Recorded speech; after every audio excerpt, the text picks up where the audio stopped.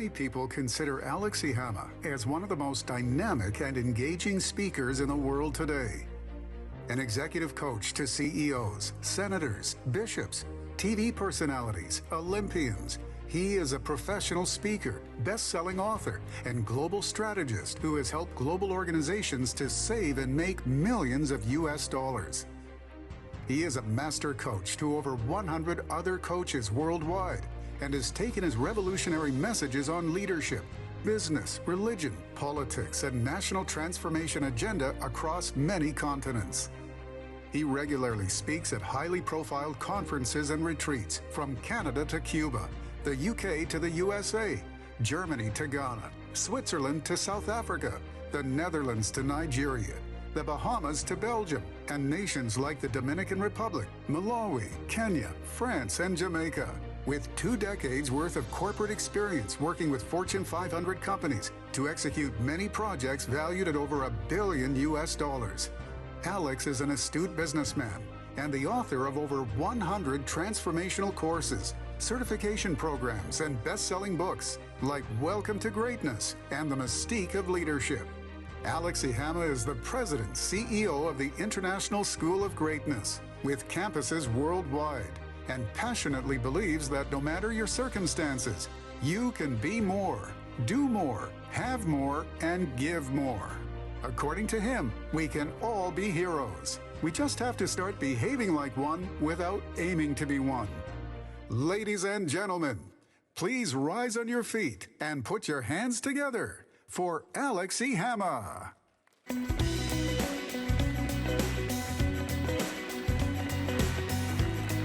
Applaud yourselves. Come on, you can do louder than that. Come on, applaud yourselves. Absolutely. Absolutely, absolutely. Nice to see you all. Thank you so much for coming. I see we all passed about. I said, people helping people. If you don't mind, just come to the front. Come on, just fill the gaps. Fill the gaps. Come on, let's fill the gaps. Let's fill the gaps. Yes, I hope you enjoyed your meal. No? You enjoyed it so much you can't respond. I said, I hope you enjoyed your meal. Yes, I'm an energy speaker, and I always like to share my energy with people. So if I say, I hope you enjoyed your meal, and if it's no, say no so they can hear you. I hope you enjoyed your meal. I hope you enjoyed your meal. Absolutely, absolutely. Who loves the topic of leadership? Yeah, exactly. Scream if you love leadership. Come on, somebody. Yes. It was John Maxwell who said, everything rises and falls on what? Leadership. The chaos we are faced with in the world today, leadership. Even in the household, people have no idea that leadership also plays out in the household. In schools, leadership. If credit unions, if we are going to survive the 21st century, we need what? Absolutely. The banks should be coming to us to ask us, what are they doing? What are they doing? Leadership. Well, they've brought me to talk about leadership. And this is probably, easily 15 to 20,000 times I would have in 27 years.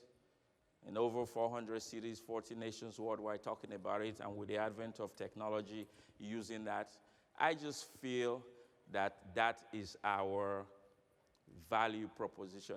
That is our competitive edge. But the challenge with leadership is people consider leadership as a position of authority. So I don't have a lot of time with you, but if I was to say, who are the leaders in the room, others will stand up. And I've done that. And then I ask the others, why are you not standing up? He says, no, because I'm just a customer service rep. I'm just the account manager. The first thing for those taking note, remove just from qualifying yourself. If you agree, put your hands together for that. Stop qualifying yourself with just, because you have a right to be here. And I'm not just talking about this place. You have a right to be where you want to be. There are other places you don't. They'll arrest us for gathering like this in some other places.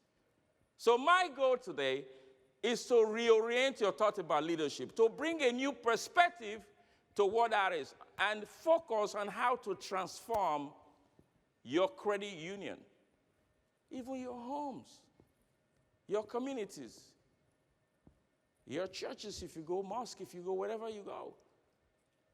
You are called to be a leader. The day I discovered that 27 years ago, my life changed. My first job was a customer service rep. I'm just a customer service rep. Until I found out that those who had the position of authority, they were not doing as much as I was. They were not. And that's the truth. Because I was on the phone helping the customers to fix their issues. I was dealing with the customers. They will swear at me. Their anger is directed to me. I had to learn how to manage those conflicts on the phone. And now I can tell you everything I learned on the phone, that's what I teach worldwide. Everything I learned on the phone, that's what I teach worldwide. So like I said, today we'll talk about leadership. I had the opportunity of going around to meet some of you, asking, what do you want to hear? Some of what you told me, I may not talk about it today, but I rest assured I'll be around after this presentation right here to answer as much questions as I can, right? So, yeah, I won't be reading my slide, but I put it up for those who love to see slide. I can talk for 5 straight days, no slide. Those who know me are laughing, they know that. And I have actually done it. I have 5 straight days, night of straight up, no slide. But, they asked me to send a slide, so here we go. So I won't, if you're expecting me to be reading the slide, I won't. But if I'll be talking to the slide, but I certainly won't be reading the slide. So I'm not going to say learning objective number 1. I think we can all figure that one out. But before I really start and leave you with some bullet points today, let me tell you an ordeal that I experienced just coming to Boston. The Americans, love you all. Who are the Americans in the house? Hey, come on. No, I mean, what we see on TV is more than that. Come on. Who are the Americans in the house? Absolutely. Right? The Americans, they are on the Canadian airport. For those who come from. Where are the Canadians? Where are my brothers? Canadians, brothers and sisters, come on. You see, we are polite, just like the other speaker said, right? So, but there was this lady, this lady was, excuse me, can I go ahead of you? Can I go ahead of you? Can I go ahead of you? And everybody was agreeing. I never say, oh, why would you go ahead? Some people do that. Those are not the people I'm talking about. But everybody was allowing her. And then when she got to me, of course, I saw her coming. I already moved. I said, oh, thank you so much. Just at that moment, the Canadian immigration officer, or whatever they call them, came up and said, why are you letting her go? I said, but everybody's letting her go. Like, she said her flight is 11:30. This is like an hour. Mine is 2:30. Like, what's the big deal? And she says, woman, go back to the back of the line. She was going back. It just didn't sit with me. Would that sit with you? The woman was literally in tears. You can see her. No, even those who said she could go ahead, they allowed her to be going backward. I say, woman, stop. And I look at immigration. I say, I insist. I insist that this woman should go. You know what she told me? She said, do you want to catch your flight? So at that moment, this is a leadership fiasco. At that moment, I asked myself, do I really want to catch this flight? Because this woman can hold me back. And I said to myself, I am unstoppable. I am not just a speaker. Some people here know me. I am truly unstoppable. And in less than 10 seconds, I examined in my head, 1, I can buy a new ticket. It won't even affect my budget. 2, I can go rent a car and drive to Boston. 3, I can go to another airport downtown Toronto and fly. 4, I can parachute into the United States. And I looked at her. I said, I insist still. I refuse to go to a custom except this woman goes ahead of me. She says, she went to the custom officer and says, 2 people are causing trouble. And of course, they came. When the Americans are coming with uniform, be careful. But, I was, and then it's passport. This guy took our passport. And I thought they were going to check if we're terrorists, which is okay if they want to check. I'm not a terrorist. He put our passport down on the table and said, next. Next. And two of us, he says, you are going to miss your flight, two of you. Jesus. This just happened a few days ago. Leadership. So I was taking a deep breath. I'm teaching you right now, like when you find yourself in that, don't open your mouth. You could say something that will get you in more trouble. So I was taking a deep breath. There was no water to drink. 10 minutes, 20 minutes, 30 minutes. Other officer came. What are you doing there? You should be on the line. I said, your colleague has our passport. Look at him. They went to him and said, no. Two colleagues went to him and said, no. Then another officer came. What are you doing here? I said, your colleague has our passport. And then the third one was, I would say, nicer than the others or more influential. So he went. He says, don't worry. He went, talked to him, and then he says, come over. So we went. What do you want to go do in America? I said, I'm going to shake the nations. I'm speaking at the Boston Convention Center. I was literally looking for his trouble now. And he let me go. And something told me, follow this other lady to ensure she catches her flight. She's literally running now, and I'm walking behind her. In my mind, I made two decisions. Leadership's about decision. One, to stand up for her. Two, if she missed her ticket, I was going to pay for it. I was ready to pay for that ticket. No, that's fine. No, please. Right? So, as we approach the table, the Air Canada, she's looking frantically, and the woman's like, oh, when's your flight? He said, oh, you missed the flight already. And she's like, then I realized she wasn't even as fluent, certainly not as fluent as I am. So I stepped in right away. I said, the U.S. Customs held us back. He says, really? I said, yeah, they did. Was I lying? No, they did. He says, okay, they have the right to hold you back, so let's see if we can get her on another flight. At that point, I realized that even if they had not held us back, she would never have caught that flight. And I believe, I'm very spiritual in my approach, right? Like, holding us back was a stepping stone for her to get a complimentary ticket to Minnesota where she was going. So I didn't have to buy her a ticket. But then I said, okay, well, Alex, you better catch your flight now. Yeah, you've interfered in everything but your own. As I was about to rush, I looked up. My flight delayed for 2 hours. Here's my question. Who is the leader in that story? Is it the officer that had the uniform? Respond to me. Who's the leader? Not, certainly not. The leaders in that story are those who did not have a position of authority. So you start asking yourself, wherever you find yourself, are you part of the solution or part of the problem? Because the world is in the mess we are today, and we are certainly in a mess. Because those in positions of authority, many of them, I'm certainly not judging everybody, they have let down on leadership. They have confused leadership for position of authority. And I come here to tell you that if you are the board of director here, my goal is that at the end of this presentation, you have moved from being a board of director member to a leader. You have moved from a branch manager to a leader. You have moved from the position of authority to what? To leader. And when we look at a credit union, it's literally built on the story I just gave you. People what? Only 4 people. There are only 4 leaders in the room. People what? When I say credit union, you say people helping people. Credit union. Louder. Credit union. Credit union. Let's not forget.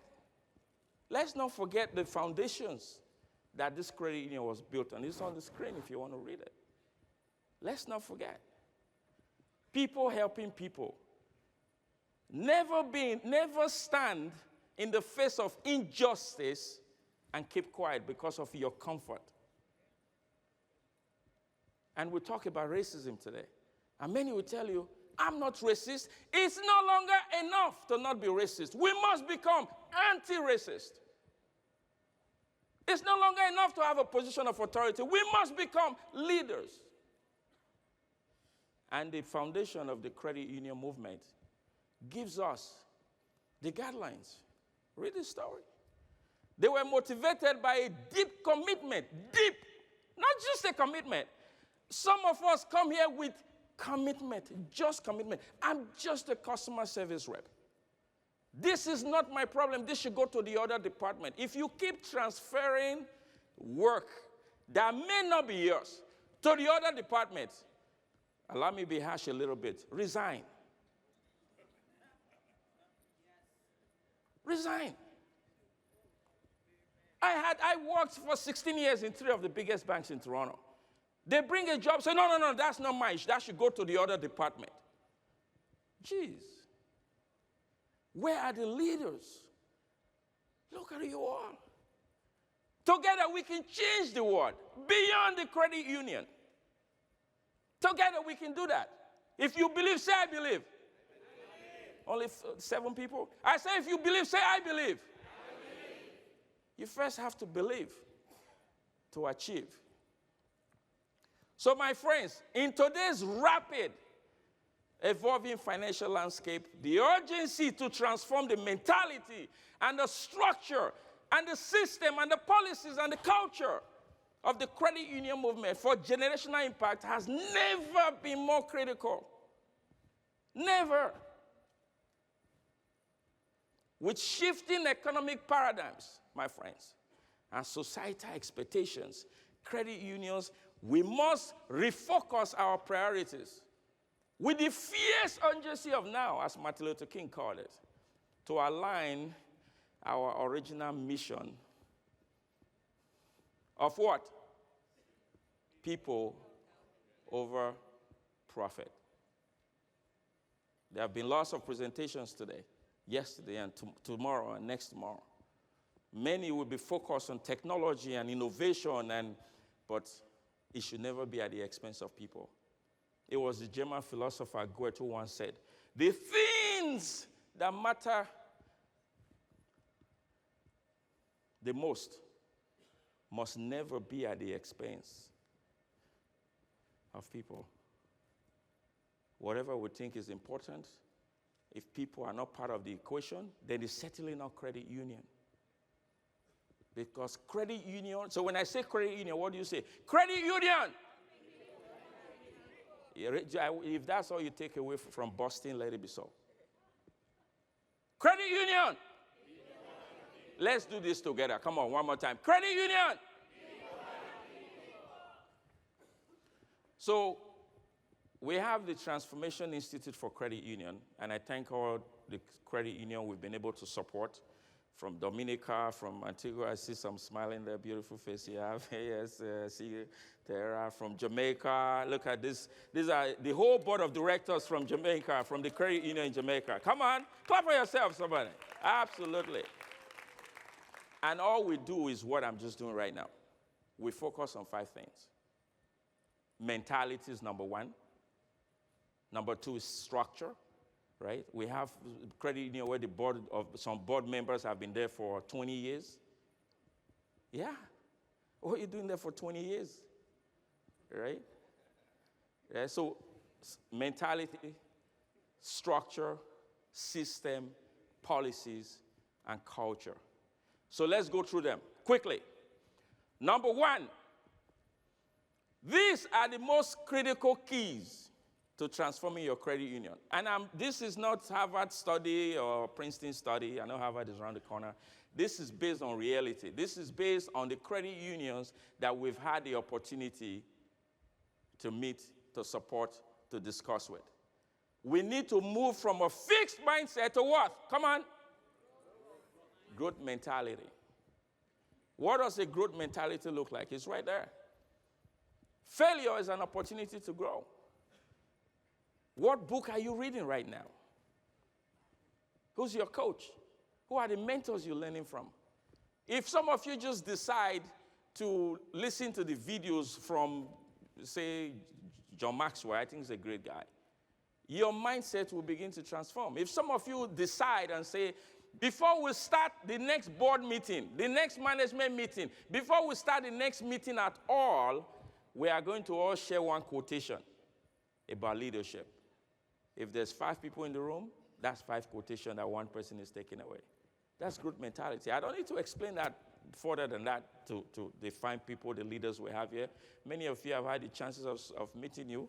I love this, my new friend from Australia, a 20-hour flight, right? CEO of a credit union.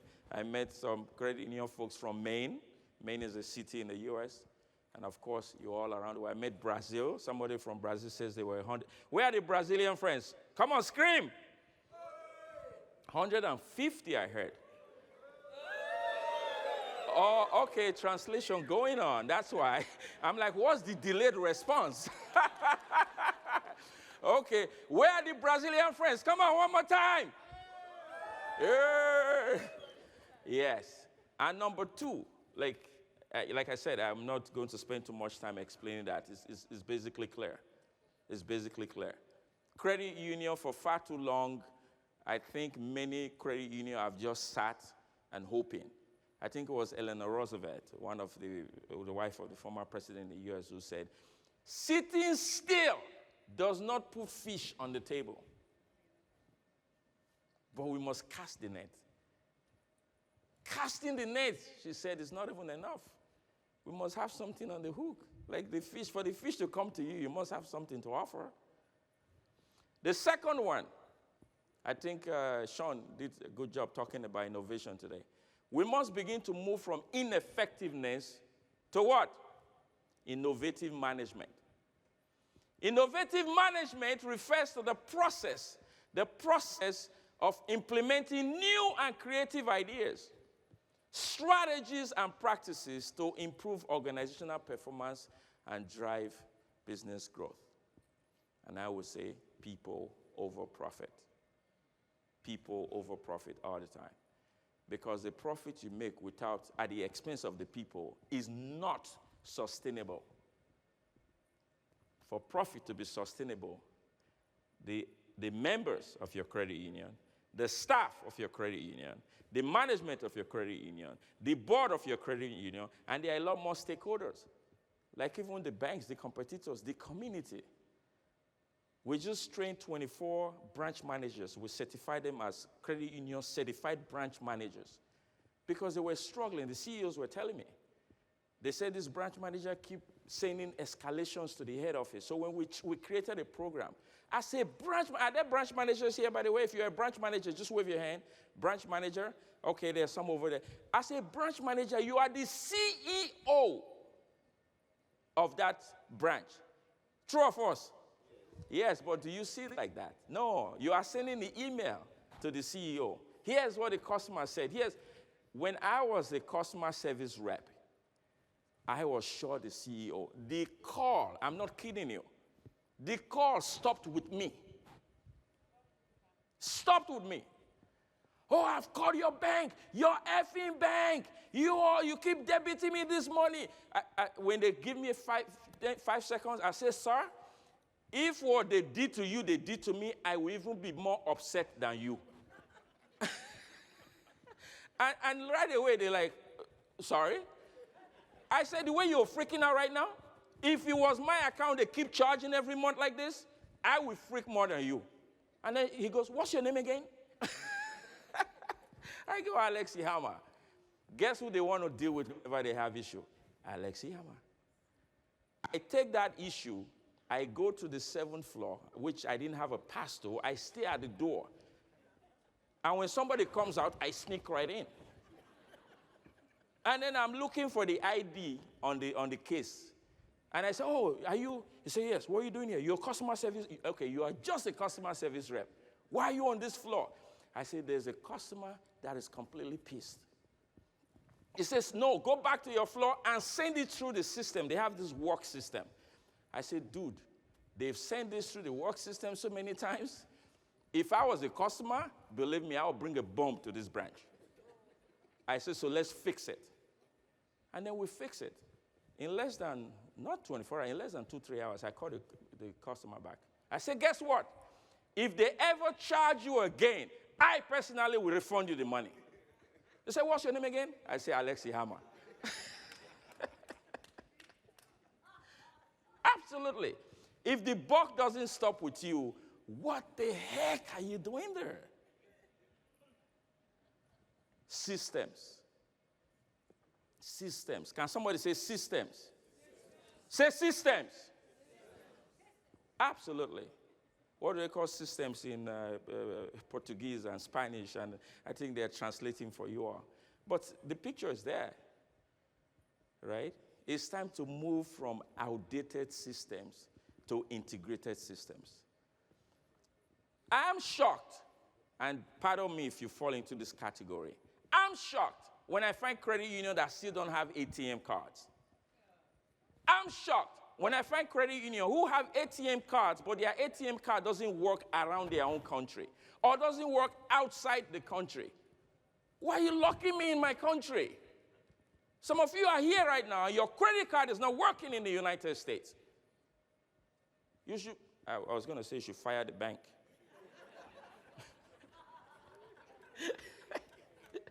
I was going to say you should fire the bank. Are you kidding me? If my card was to decline, oh my goodness, I love calls like that. I called them. Excuse me? You're like, oh, you didn't tell us you were going to wherever. I said, do I have to always tell you where I go? As long as I put in my right PIN number. We're here to protect you. Don't protect me in this case. Don't. So systems.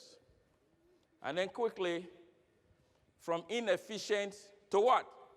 Super productive. Why did I say super productive? I say super productive because we all think we are productive, don't we? Oh, yes. Are you productive? You are productive. What about you over here? Are you productive? You are productive. Okay, the question is, are you super productive? I'm not going to wait for the answer now. Super productive is me leaving my third floor, which I'm not supposed to do, and going to the seventh floor to fix the problem. That's an example of super productive. Super productive is when that customer comes through the door and the policy says, don't attend to the customer because of this. You decide to look at that policy, to see the opportunity, to be innovative, to change it so it can be more inclusive. That's what super productive is. Can somebody say super productive? My goal is you all go back and you are super productive. Not just productive, we all are. If you send one email a day, are you productive or not? The answer is yes. I did something. I heard some people these days, when they finish work at 4 o'clock, they stop checking email at 3:50. So that they don't open an email and the boss or the client gets return receipt now, and you know you have no time to finish it. Well, I'm sorry. Maybe I'm a nerd. In fact, people thought I was a nerd when I was in the bank. I would check it. In fact, when I'm just logging out, I hear, tong! I log back in to check it. And if it's something I can't do, I respond. Dear Joyce, I just reviewed your email. But as you know, I have to catch the 4 o'clock train leaving Toronto for Brampton. Rest assured that first thing tomorrow morning, I'll send you a response. Who is she going to respect the most? Me or you who didn't check your email at all? That's what we talk super productive. Dysfunctional to cohesive. I'll say at least 80, maybe about 80, 60 to 80 credit unions that I personally have encountered. In most cases, the CEOs. In some cases, even the president. Right? This fine Mr. CEO of the credit union in Dominica sent us 12 staff to train as branch manager. I never met you. I just said hello to you there just now, and I found out that you're the CEO of 12 of my students. And I told them to tell you that they must have a good CEO who allowed all the branch managers to go to a course at the same time. So were you the one managing the branch when they came? I'm just kidding. I'm just kidding. I'm just kidding. Right? So I think Peter Drucker said it best. It says, no matter your strategy, culture, we eat it for breakfast. Some of you would have seen that quotation already. No matter your strategy, culture will eat it for breakfast. My friends, it is time that we move from position of authority to leadership. If you agree, say I agree. Please, can you say that with more passion than me? One person's voice louder than yours. I said if you agree, say I agree. It's time to move from that position of authority to leadership. If you agree, say I agree. One more time. Give yourself a round of applause. Come on. You deserve it. You deserve it. So, are there some people here who would love to transform the mentality of their people? Respond to this. Yes. Okay, you all can come. We'll just spend the next 10 minutes. Let me share the secret with you because this other guy didn't respond. Are there some people here who would like to transform their mentality and the mentality of their people? Come on. Are there some people here who would like to transform their systems, their processes, and their culture? Come on. Is anyone here right now who would like to be an exceptional leader and live a life of passion and impact? Well, let me leave you with my quotation about leadership. This is my definition. I've seen people quote it. I Google my name sometimes, and I find people are using it, which is great. They do ascribe it to, according to Alex Ihama. Leadership is a spirit. You can't be voted into leadership. You can't be elected into leadership. You cannot even be coronated into leadership. You can't be appointed into leadership. Prince Charles becoming king doesn't make him a leader. It makes him a king. Sorry to the British, no disrespect. What will determine if he's a leader is what he does. What does he do with the racism in his country? What does he do with the poverty in his country? What does he do with the social justice issues in his country? That's what ChatGPT, the young man was telling us today. If you ask ChatGPT who are the topmost leaders in this world, they say Mahatma Gandhi. Mahatma Gandhi was CEO of what? Nothing. It says Rosa Parks. Rosa Parks was CEO of what? Come on. Nothing. And yet, AI tells you that the people who are topmost leaders did not have a position. They just had a cause. They had a reason to live. They were passionate about something. So I said, no disrespect to Harvard, my definition is leadership is a spirit. It's a spirit, and I hope I'm igniting somebody's spirit right here of leadership. Leadership is a spirit that can only be ignited by purpose. Not by qualification, not by popularity, not how many people like you. By purpose. Can somebody say purpose? Purpose. Come on, purpose. Find yours. If you can't find it, see me. I give you a free course on how to find it. I have over 300 courses online. One of them is how to discover your purpose. It's $97, but I'll give it to you for free, absolutely free.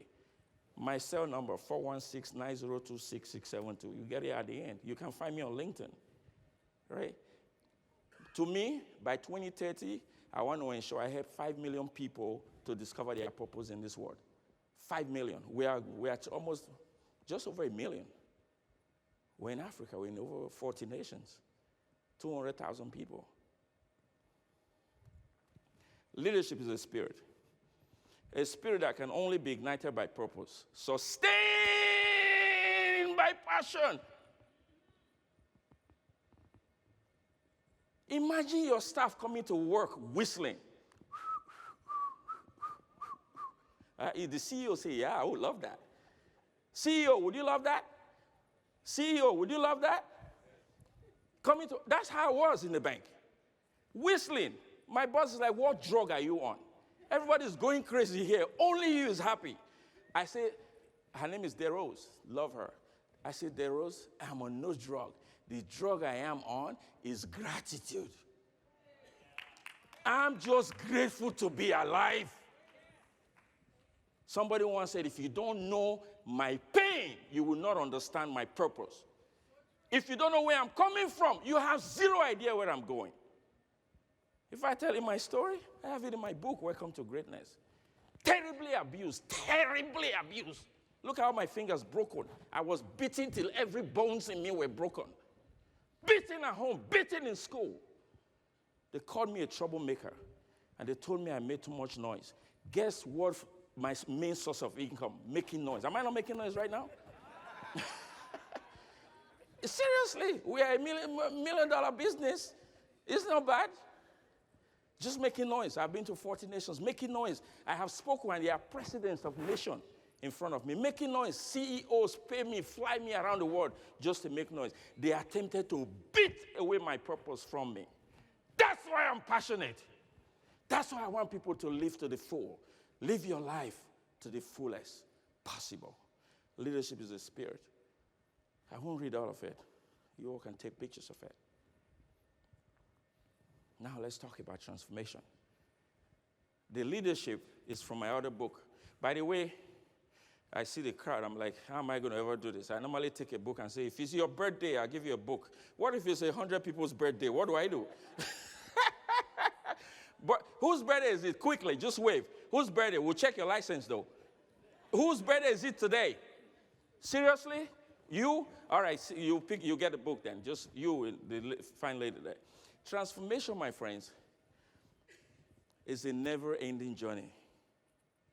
Allow me to bring this to a close by letting you know that one of the greatest misconceptions in organizations, and certainly in credit unions, is to confuse leadership for position of authority. The second one is to confuse change for transformation.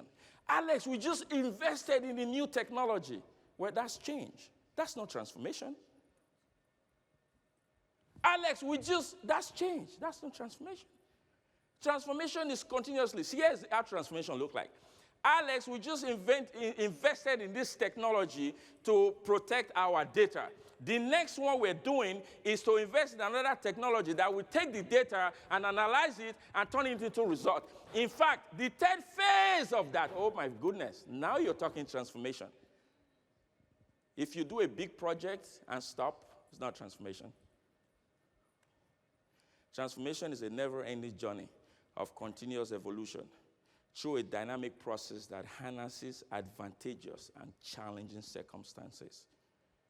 It's right there. Take a picture of it. So change, my friend, is the act or instance. I just give you an example of it. I'm not going to read it. Is this helping somebody? Yes. Is this helping somebody? Yes. So change is an event, the outcome of a series of activities. Why transformation is the process. Just keep going. The man you're looking at right now, I'm in my transformational journeys. For 27 years I have been. When I made the decision that I'm not what they said I am. I'm not a nincompoop. I'm not a non-entity. I'm not an idiot. I'm not foolish. I'm not no future person. That my teachers were telling me. You have no future. I have no idea why your father is paying for this school. And then at home, my father is like, I have no idea why I'm sending you to this school. Dude, what do you want me to do? I attempted suicide many times. My brother did and died. My younger brother, direct younger brother, same abuse, killed himself. If you don't know where I'm coming from, you have no idea where I'm going. This passion. Alex, I would love to have your passion. I say, let's find your deepest pain. And I have helped a lot of people, and they have dug out pains that they never talked about for 45 years. Release yourself and soar like an eagle. Because you are not any of what they told you are, that you know you are not. Philosophical. So the next slide really is showing you what we do at the Credit Union Transformation Institute: organizational structure, leadership development, staff empowerment, members education, framework for digitalization, process engineering, customer service strategy. Training your customer service rep is not a customer service strategy. It should be part of your customer service strategy, but it's not a strategy. sales and marketing, strategy, data analytics, business intelligence, and 3 more, corporate strategy, sustainability, succession planning, that one of the executives asked me today. And I told them that they have to. Succession planning starts from when you hire that job. And it's not only CEO you do succession planning for, do it for customer service rep. Because we've seen call center, it was in a town called Sackville in New Brunswick in Canada. This bank, I don't want to mention the name, they trained 100 customer service rep. Then when they have finished training them and they have got the experience, another bank moved into the same little town and offered those people just $1 more. Who can tell what happened? All the customer service rep moved to the other bank. And they didn't have a succession plan. And then the youth as well, we need to get them engaged. And my friends, if you take picture of anything, take off this one, the value proposition. I'm literally sharing with you the framework of what we do. This is it. Leadership effectiveness, operational efficiency. Take this and go practice it. You don't even have to engage us if you don't want to. But take this, go practice it. Do as much as you can and transform your credit union, right? Allow me to thank all the credit unions. If your logo is not here, don't send me an email later. Just forgive me in advance. All the credit unions we've been able to support over time. I think these are just a few of them. And different countries. Thank you to CCCU, Tehera, and Dennis Garfield. I know they are here somewhere. And of course to Joyce and Austin and Co. and all the CEOs and all the people that have put their trust in me. And thank you for coming to this class. Thank you so much. I appreciate you coming to listen to the noisemaker. The guy that was kicked out of every school because they didn't think I have a future. Thank you so much for coming. There's a package there. Can you just take a card and pass it behind? Is there? Yeah. I meant to tell you. Sorry. Yes, that one. Yes. Chanel, just take one and pass it behind for them to have. There will be no time for you to take questions directly, but if you really want to talk to me, they are passing some cards behind. You can find me online, all right, Alex Ihama, or you can scan that. Send me a message. Any message I get today gets a free course. Any message. You send me a message, I'll send you a code to go on the website. Take any course you want. Sales and marketing, leadership, strategy. And so please, let's all stand up together. Come on and applaud yourselves for being here today. Come on, everybody. Come on, everybody. Applaud yourselves. Applaud yourselves. Applaud yourselves. Applaud yourself. Leadership is a spirit.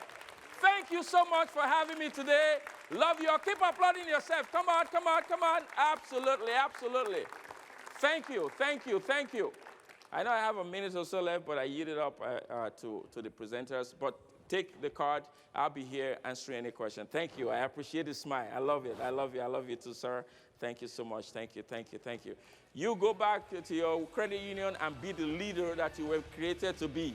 Ignite the leadership spirit in people. God bless you.